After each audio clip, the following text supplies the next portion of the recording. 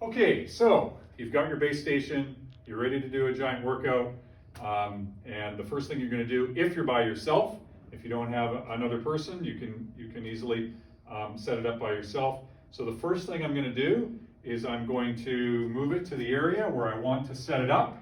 So I'm going to want it in this area here. So I'm just going to move it out a bit, and I'm going to get behind it like this and rest it against my shoulder. From here, I want to pull out the front legs just a little to give myself a bit of a base to work from. So just that much from here. Now I can set it like this. And now I've got a little more stability. And from here, what I'm going to do is I'm going to lean it away from me. And so it's resting on these two legs here, and I'm just going to pull it apart. So as I lean, I'm pulling back this way.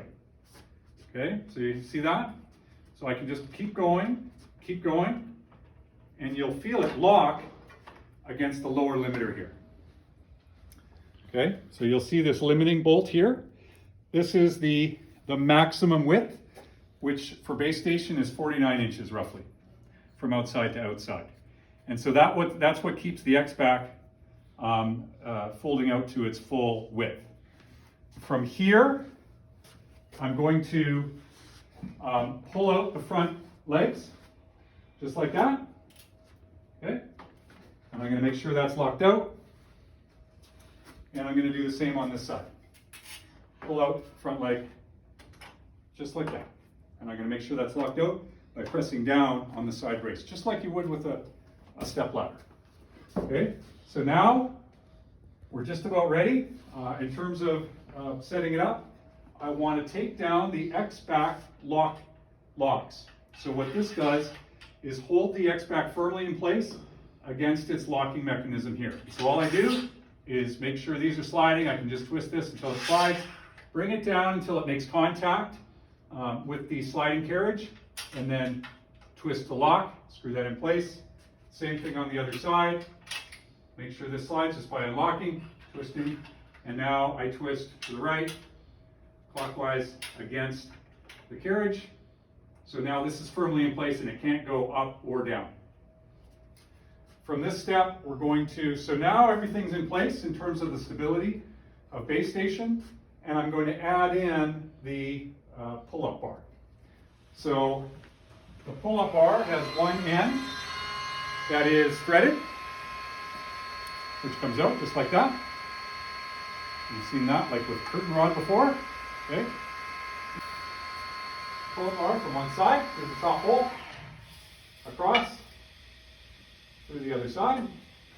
And I'm just going to come around here to the other side, and I'm going to screw back in the other side of the pull-up bar. And I'm going to screw it all the way in until it's tight from here. And the last step is, some people like their pull-up bar to rotate. I prefer it to be very secure and rigid, and so this is what these locks are for. And so we just twist this in place until it engages with the pull-up bar.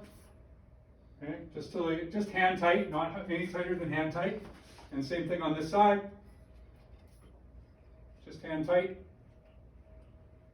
That, and you can see that takes away all movement and rotation of the pull-up bar.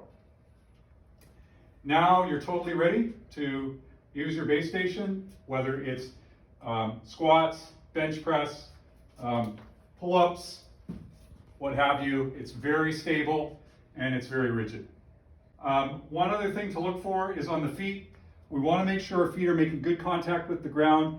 Some ground surfaces are uneven, so there is a bit of play in the feet for that reason. And we just want to step down on the feet so we're getting full contact with the floor. Same thing in the back. You'll see below the wheels here. Just get your foot in there and press down so you're getting as much contact as you can with the floor. Okay? So again, you can see now here we're very rigid, we're very damp, and we're ready for use.